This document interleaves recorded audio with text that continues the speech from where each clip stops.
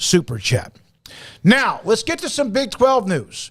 As far as fun, like in football, the Big 12 media preseason all-conference team. I told you last week when I gave you my picks for the team 1 through 14, I did not do the preseason teams. To me, there's too many unknowns of some of the incoming players who I have not seen enough and probably just like chickened out. I just did not feel strong enough to know everything. And then getting the team released today probably validated what I probably didn't know. Preseason media poll, these are the superlatives.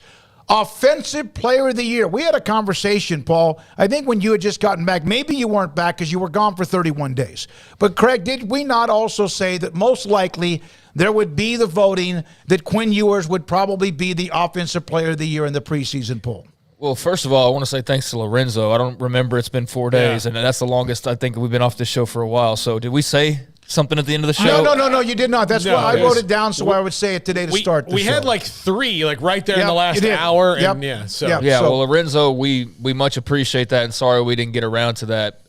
But it is great that you did that, and hopefully you get to see this part of it where we are thanking you.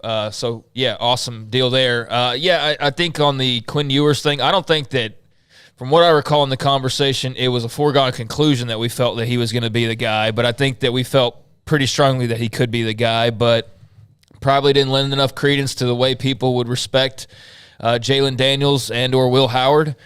Beyond that, I don't know, really, maybe Dylan Gabriel got a vote or two, I don't know, and perhaps some others, but I think he was pretty clearly one of 2 or 3 quarterbacks, and I just named them all along with Ewers. So when you say Jalon Daniels, though, and you put that out there, I think that makes all the sense in the world, and I don't think anybody really should have much of a problem with that. He was having a fantastic year until the injury against TCU. When he came back, he wasn't or the team, wasn't experiencing the same type of success, had the great bowl game that was crazy with Arkansas that they fell just short.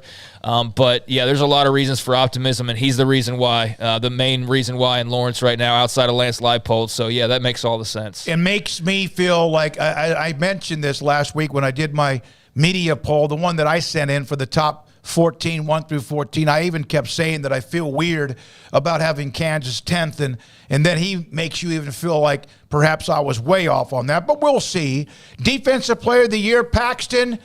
Go take yourself whatever you want to do, because Paxton was angry that Jaylan Ford did not win this last year. He is the Defensive Player of the Year preseason media poll, the linebacker from the University of Texas. Yeah, he's a very good player, and, I don't know, preseason Player of the Year is kind of a dubious distinction because it means nothing's happened yet, but good for Jaylan Ford. Well, this is because of what he did last year, though. Absolutely, but you haven't done anything for this year yet. But Jaylan Ford is a fantastic player. Texas has made strides on defense over the last couple of years. We'll see, if those strides can get them to remain at the top of the conference and to be in the CFP discussion. But at least Paxton is happy, and Jaylan Ford's family. Yeah, well, Felix Anudike-Uzomah was the preseason player last year, ended up winning the award. So we'll see if Jaylan Ford can do that same thing. And, Jalon Daniels is based off last year as much as anything else. So that's the deal with these preseason polls. There's a lot of leftover from the year before, and there's a lot of just guessing. And, I don't think we really run around back towards these things all that often. Nope. It's just kind of good fodder for right now. But, he's got a great argument. I have no issue whatsoever with Jaylan Ford or Jalon Daniels being the respective superlatives here. He had a tremendous season, did have an argument to be Defensive Player of the Year last year. And I know there was the hot debate, as you mentioned, with Paxton amongst many other fans who went back and forth on Ford or Anudike-Uzomah and perhaps some others. I do think that linebackers particularly strong in the Big 12, it seems like this year. There's some really good players at TCU, Oklahoma State, Kansas State. Their linebackers ought to be tremendous. So he's going to be, that might be, I don't know, if 1 through 14, if that would be like the strongest defensive position, but I think it's going to be pretty good. Huh? You may have to do that article. Yeah, I don't know. I don't know if I want to add that just yet, but I might at some point. So I think linebacker will be good, a good spot for the conference, and he'll be right there at the top. All right, so now the newcomer of the year, and you had to kind of think through this one. Treshaun Ward, former running back at Florida State, spent, I think, his first 4 years in college, played quite a bit the last couple of years. You look for a replacement for Deuce Vaughn. K-State, of course, always has something. And the defending champions, the Big 12 champions, Trayshawn Ward. Paul, you know a little bit about him without going too deep, but he had like 1,200 yards the last couple of years playing for Florida State. Yeah, if he's healthy, he's fantastic. He was just surpassed on the depth chart by guys like Trey Benson and Lawrence Toafili and a couple of their high-ranking incoming freshmen. He was going to lose some of those carries, plus they're probably going to throw the ball a lot more this year. In Chris Kleiman's offense with Will Howard, he is an absolutely great fit. He'll be a really good fit. Kansas State is going to have to replace Deuce Vaughn, and they're probably going to do it in the aggregate because it's going to be Trayshawn Ward and maybe another player or two. Because Giddens. Giddens, and so who's a banger? Yeah, so but they're probably not going to have Trayshawn Ward is not Deuce Vaughn. Giddens is not Deuce Vaughn, but if they can replace him, with a couple players and take that pressure off of Will Howard, then I think that's going to work out fine. Yeah, I mean, like you said, nobody's Deuce Vaughn. I do love that the transfer portal has made Newcomer of the Year a lot more interesting than just guessing like the highest rated recruit that you think will play as a true freshman. Like there's now, and I had wondered about this. I couldn't quite remember when we last talked about this of whether the transfers counted as newcomers, but of course they do. They're new to the conference. So I think in that way, you probably could have had a good debate like A.D. Mitchell at Texas, but I understand there's a crowded wide receiver room, or that's just one that pops to mind right away.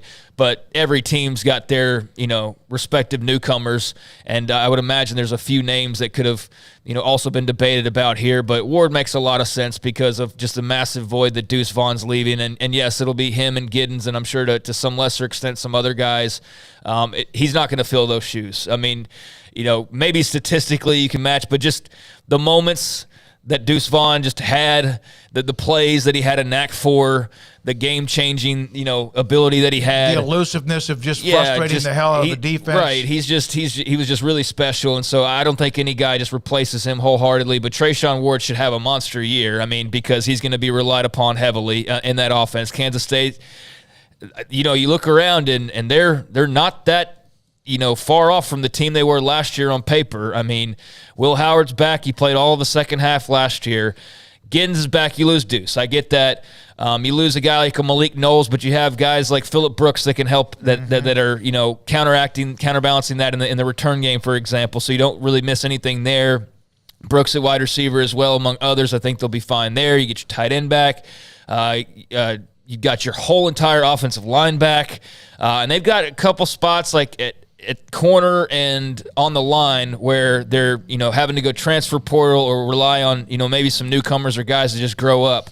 But really outside of D-line, corner, and then whatever fall off you expect from Deuce Vaughn, like that's really it. Yep. Like that's all Kansas State loses from last year's team, really. So yeah, I'd expect them to have another great season, and he'll be a big part of that. I had them too, and probably every bit of argument because of what you just said.